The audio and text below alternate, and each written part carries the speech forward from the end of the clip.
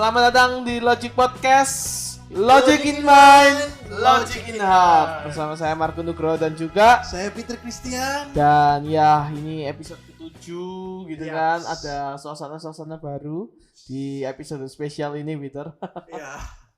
Kalau biasanya dengerin suara anjing ya kan, jenggong-jenggong. Suara petir Suara yang petir. menggelegar ya kan. Ya, memang ini ya kita mungkin masih banyak kekurangan sih dalam podcast ini. Tetapi kan juga satu hal yang penting kita meskipun dengan keterbatasan itu kita bukan yang gimana ya, bukan yang ya Justru kita nggak mau push the limit. justru kita harus tetap berkarya, nggak boleh itu sampai berhenti karya gitu kan. Ini kesempatan kita juga bisa belajar terus belajar. betul. Dan ini kita lagi spesial di luar gitu kan. Dan otomatis kalau misalnya tempatnya spesial nih ya, seharusnya temanya juga spesial, pembahasan kita Pastinya dong. pastinya spesial. Iya. Dan siapa mau nyebutin, kamu apa? Bareng-bareng. Oke. Dengan suasana remang-remang gitu ya. Ya kan. Hari ini tema yang akan kita bahas seputar agnostik. Oke, seputar agnostik. Iya. Ya, jadi kalau misalnya di episode kemarin kita banyak ya, hampir 3 seri. 3 episode kita membahas seputar Tuhan ya kan. Seputar itu Yesus juga.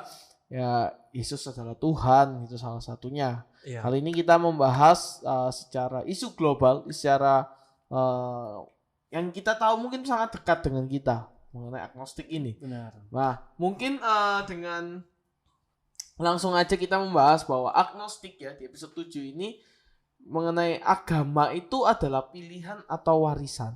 Nah, pertanyaannya itu gimana ya? Kita tanyakan itu kepada siapa seharusnya? Ketika kita tahu bahwa agama itu adalah Sebenarnya statement dari agama itu pilihan atau warisan ini sebenarnya dari kaum agnostik itu sendiri. Jadi sebelum kita mengerti atau memahami untuk logic people dimanapun teman-teman berada, kita mesti paham dulu bahwa agnostik itu adalah satu pandangan yang mereka tidak bisa mengetahui tentang keberadaan Tuhan yang sebenarnya. Oke. Jadi gitu. Sehingga mereka mungkin mempercayai Tuhan itu ada. Ya, bisa jadi. Tetapi sulit untuk mereka bisa membuktikan tentang keberadaan Tuhan itu. Kita episode sebelumnya kan kita sudah membahas tentang eksistensi Tuhan itu sendiri.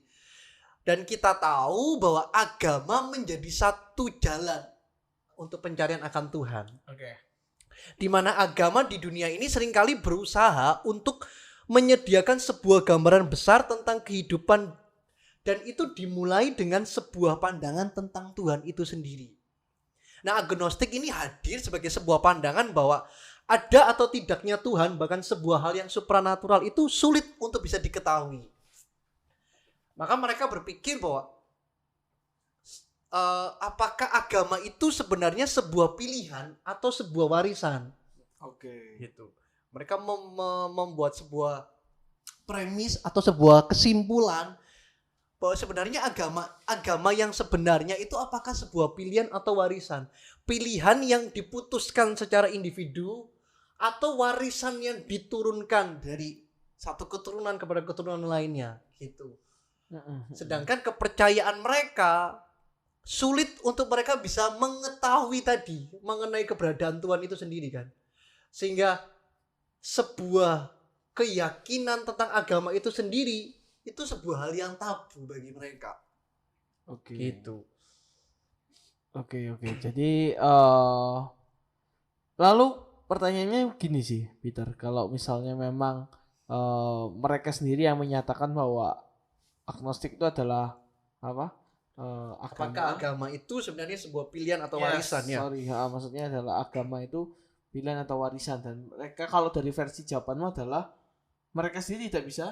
Mereka sendiri tidak mengetahui, bahkan tidak memahami tentang mengetahui. Oke. Jadi sebentar, jadi jangan sampai disalahpahami bahwa agnostisisme itu sinonim dengan ateisme.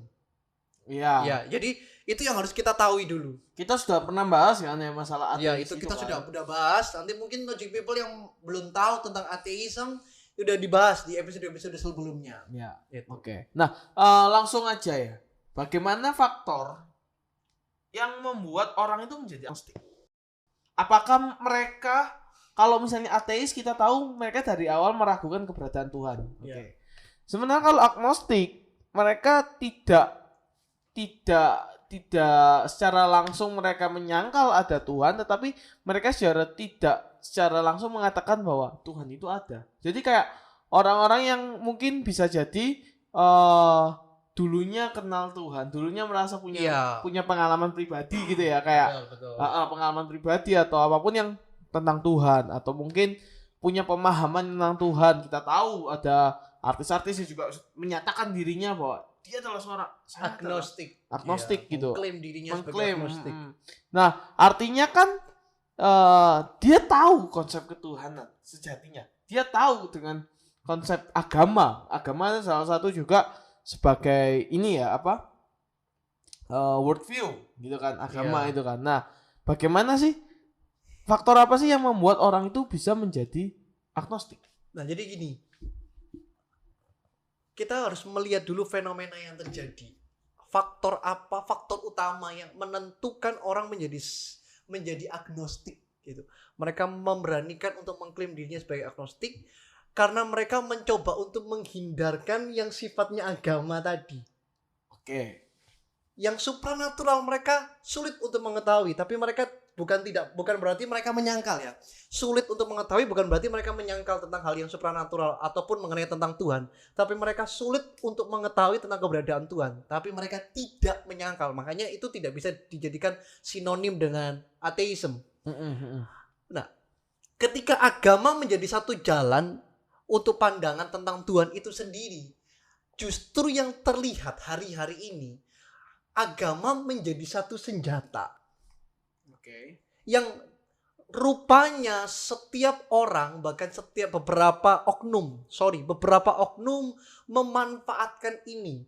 Mereka bersembunyi di balik agama dan ini memunculkan satu reaksi dari orang-orang tertentu yang berangkat dari kaum humanis religius. Ini saya sebut humanis religius, yang dimana awalnya mereka benar-benar taat dengan agama mereka, tapi mereka sulit untuk bisa melihat agama yang sebenarnya. Karena yang mereka tahu bahwa agama adalah pandangan tentang Tuhan itu sendiri, tetapi moralitas yang didapat tidak ada di agama. Sehingga sulit untuk bagi kaum agnostik untuk mempercayai agama itu benar-benar dekat dengan manusia. Itu yang harus kita pahami dulu. Faktor itulah yang membuat akhirnya buat apa? Karena banyak orang yang beragama tapi mereka nggak bermartabat. Ya, betul ya. Sangat ini. Ada banyak orang mengklaim dirinya religius tapi it's not humanis. Iya, gitu. Betul. Tapi banyak orang juga mengatakan dirinya adalah seorang yang agamawi, tapi mereka tidak bisa justru tidak ada kemanusiaan di dalam tidak diri. memiliki kemanusiaan di dalam dirinya. Nah, inilah yang akan akhirnya memunculkan satu reaksi itu tadi. Kalau memang agama menjadi jalan, tapi kita lihat justru kita melihat bahwa bahkan di politik pun juga udah masuk tentang politik identitas. Agama yang menjadi satu hal yang sakral itu sekarang menjadi sebuah hal yang menjadi sebuah permainan gitu. Permainan yang isinya itu intrik semua. Sehingga wajar untuk kita bisa melihat dan memahami seseorang dengan mengklaim dirinya sebagai agnostik. Karena mereka sulit untuk bisa melihat yang beragama dengan yang bermanusia tadi, yang bermanusiawi tadi. Itu loh. Nah, faktor itulah yang mendasari mereka memilih atau memutuskan untuk mereka menjalankan sebuah sifat yang humanis tanpa mereka merusak atau menyingkirkan tentang agama itu sendiri. Gitu. Kalau misalnya, jadi saya menyimpulkan faktor yang mempengaruhi mereka menjadi seorang yang agnostik adalah mereka sadar, mereka melihat realita gitu ya, bahwa orang yang kenal agama pun aja tidak jauh lebih baik tidak jauh lebih baik ketimbang aku yang tidak katakanlah tidak beragama gitu kan, nggak pernah ibadah gitu kan, yang muslim nggak pernah sholat, yang Kristen nggak pernah ke gereja gitu. Dan berarti kan apa kaitan yang terakhir ini ya? Apa yang bisa kita kaitkan dengan Injil ketika melihat teman-teman kita yang sedang saat ini agnostik gitu, atau mungkin yang sedang menyaksikan? Nah, makanya kita mesti mengkalibrasi kembali bahwa kalau memang ternyata agama itu tidak membawa sebuah kebaikan yang sebenarnya, berarti kita harus melihat patron yang sebenarnya. Nah, agama itu dipengaruhi oleh tokoh agama tersebut yang menyebarkan agama itu sendiri. Di dalam Injil sendiri, makanya Tuhan bilang begini, kenalilah aku. Gitu. Jadi kaum agnostik sulit untuk bisa mengetahui tentang keberadaan Tuhan karena ini faktor terakhir. Bahwa mereka memang benar-benar tidak bisa melihat tentang Tuhan. Sehingga dalam realita kehidupan yang jahat ini, mereka sulit untuk bisa mengerti tentang esensi kehidupan mereka. Bahwa sebenarnya Tuhan ciptakan setiap kita manusia ini loh, baik dalam berrelasi, baik dalam bersosialisasi, itu untuk melakukan perbuatan yang baik. Nah, perbuatan baik itu bukan termotivasi atau lahir dalam diri kita sebagai manusia, teman-teman. Maka kita harus melihat dari contoh, yaitu Yesus itu sendiri. Dia menyebarkan sebuah kebaikan bagi setiap orang sesamanya, ya kan, menolong sesamanya. Makanya muncul sebuah statement bahwa Yesus sendiri datang ke dunia ini tidak membawa agama. Gitu. Ini bukan statement yang mungkin agak timpang, saya bilang. Tetapi kalau kita mau menelisik lebih dalam, merenungkan baik-baik, kenapa Yesus datang tidak membawa agama? Karena kita tahu kehadiran agama pada saat itu. Para ahli Taurat, orang Farisi, mereka mencoba berkompromi pada pihak Romawi. Sehingga siasat intrik bersembunyi di balik agama itu ada. Maka Yesus datang tanpa membawa background agama apapun. Untuk apa? Untuk masuk kepada satu lingkungan yang mereka sulit untuk bisa melihat satu realita yang baik, satu realita yang sebenarnya mereka harapkan, yaitu manusia yang berrelasi baik, bersosialisasi baik. Sehingga apa? Tidak ada kemunafikan di dalamnya. Itu. Dan berarti saya mau menyimpulkan ya, bahwa memang agama ini dengan seiring perkembangan zaman itu juga banyak disusup-susupi dengan bias ya. Menjadi kebenaran ini juga terbiaskan dengan mungkin tokoh-tokoh agamanya yang kayak tidak kehidupannya tidak sesuai dengan karakter dari apa yang disampaikan. Menggiring opini yang tidak baik, ya kan. Sehingga itu membuat orang tuh menjadi trauma gitu ya. Orang tuh menjadi khawatir. Kok kayak gini ya? Bahkan skeptis dan apatis mengenai agama itu sendiri. Agama, orang ini kan mengaku dirinya beragama, ya. Tapi kok kelakuannya kok nggak jauh lebih baik daripada aku. Betul. Nah, mungkin jadi satu pembelajaran juga ya di episode 7 ini, penutup bahwa mungkin nggak sih kayak dari teman-teman Logic People sekalian yang saat ini sedang merenung gitu ya, atau mungkin teman-teman Logic People yang saat ini berada di posisi sebagai seorang agnostik itu tadi, bagaimana? Apakah teman-teman juga selama ini memilih menjadi seorang agnostik karena seperti apa yang kita sampaikan? Betul. Ya, karena masalah trauma, punya pengalaman buruk gitu kan. Dan mungkin apa yang jadi harapanmu buat teman-teman agnostik Logic People sekalian? Saya punya teman, bahkan saya berjumpa dengan saya juga punya teman dan berjumpa dengan mereka yang mengklaim diri mereka agnostik. Dan mereka memang berangkat dari kaum humanis yang religius, yang dulunya mereka taat ibadah, yang dulunya mereka menjalankan sebuah kewajiban bahkan syariat agama mereka. Tetapi mereka menyingkirkan semuanya itu karena itu tadi, mereka beralasan bahwa tanpa saya beragama pun saya bisa melakukan perbuatan baik. Tapi dengar baik-baik, Injil membawa sebuah kabar baik bagi setiap kita bahwa sebenarnya perbuatan baik kita ini harusnya menjadi akibat, bukan sebab.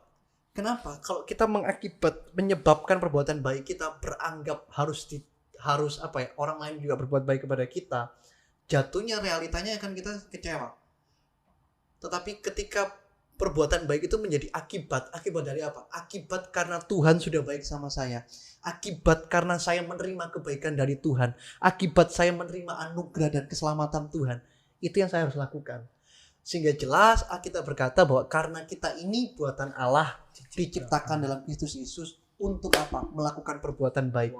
Jadi kita diselamatkan dari sesuatu dan diselamatkan untuk sesuatu itu berbeda. Nah, kita harus sadar betul bahwa anugerah yang kita terima ini loh harusnya menjadi dasar untuk kita bisa melakukan perbuatan baik kepada orang-orang di sekeliling kita. Sehingga untuk teman-teman yang mungkin mengklaim diri agnostik, maka coba kita berpikir kembali, apakah selama ini dengan kita melihat orang-orang dan realita yang ada, sulit untuk kita bisa mengetahui tentang keberadaan Tuhan? Bukankah sebenarnya Tuhan sudah menyatakan dirinya dalam kehidupan kita masing-masing ini loh? Sehingga apa? Kita ini mampu dan dimampukan untuk bisa melihat realita ini bahwa Tuhan juga turut bekerja di dalamnya. Wow. Gitu. Episode 7 sudah hampir 15 menit ya kita menemani Logic People sekalian dan terus saksikan, terus pantengin, atau mungkin kalau teman-teman punya saran, masukan, kritikan, monggo. Mungkin di next episode ya kita bakal cerita seputar Logic People yang selama ini setia mendengarkan, setia menyaksikan. Maksudnya memberikan dampak apa nih Logic Podcast? Feedback.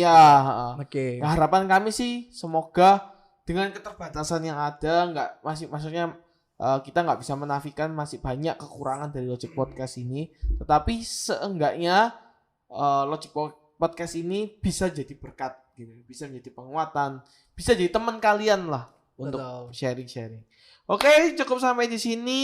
Konklusi kita malam hari ini. Konklusi. Kamu masih ada? Konklusi untuk malam hari ini, sebuah kutipan dari Winston Churchill mengatakan begini: manusia berjuang mendapatkan kebenaran dari waktu ke waktu, namun sebagian besar cepat menyerah dan segera melupakannya, seolah-olah tidak terjadi apa-apa.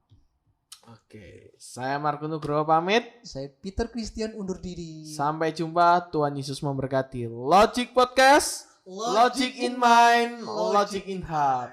God bless you.